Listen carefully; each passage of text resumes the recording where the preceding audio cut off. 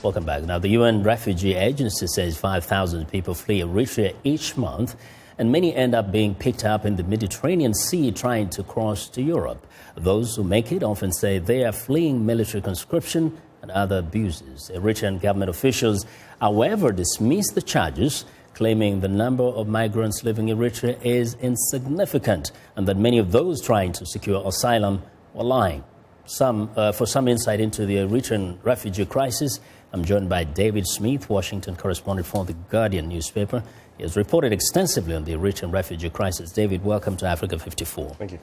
Now, first, some think of people fleeing from the continent as fleeing primarily because of civil war or poverty. But it looks like Eritrea has another unique reason why people are leaving: conscription.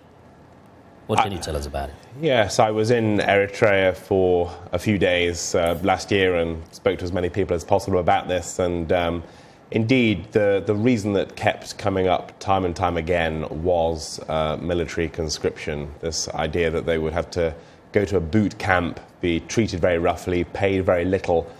And perhaps almost above all, there was no real end in sight. You know, this conscription can go on indefinitely. Mm-hmm. And it really seemed to crush people's ambitions, you know, the normal things people do in many countries where they want to get a qualification and a job and provide for their families.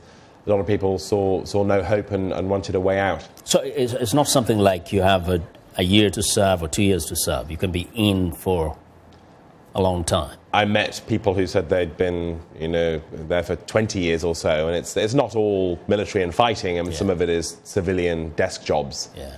But being paid an incredibly low amount, it's not enough to cover the groceries for the week. That's combined with what many of them saw as a very oppressive regime, very little political freedom, lack of civil society, lack of multi-party democracy. A lot of people found it difficult to speak to me. One guy said, if I'm seen talking to you now, I might be arrested and thrown in prison tonight.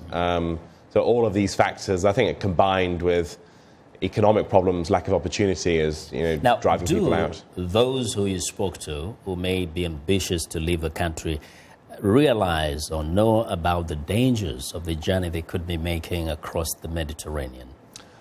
I suspect they're probably not entirely aware. I mean, I think, as we all have, they've seen some of it on the news, and they know there are risks involved, but at the same time, perhaps not all of that gets through. I think in many cases they'd be willing to take the gamble anyway. Now, if they're willing to take the gamble, is that a statement to how desperate the situation is in Eritrea? Yes, they see no light at the end of the tunnel there. Anything's got to be better than this. They would rather risk their, dying. Now, do the Eritrean officials in any way recognize or acknowledge that there are situations, there are circumstances in the country that could be corrected to stop this exodus? I spoke to officials who agreed, look, this military conscription is not ideal. We don't want this to go on forever. But the fundamental argument from them was, look, we've fought wars against our neighbour Ethiopia in the past. It could happen again at any time. We have to be ready. This is not a normal situation like you might get in the US or Europe. You have to understand from our point of view, we're in imminent danger. This is a security threat.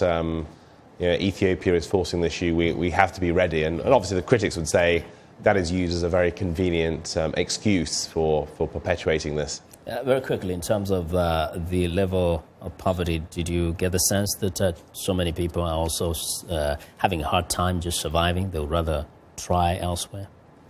There are beggars on the streets, and certainly people who take photos of those beggars can be in trouble. There's also something of a middle class and some infrastructure that is in good shape. So we're not talking a desperate famine here, but we are talking about a lot of people with many economic problems and often unable to afford a loaf of bread. What they're earning does not match the high prices in the shops. So yes, a lot of difficulty and not the kind of economic growth we've seen in neighbouring Ethiopia or as part of the wider Africa rising narrative. Because of Eritrea's isolation and sanctions, it's struggling in many ways. Indeed, with all these thousands of people living every day, every week.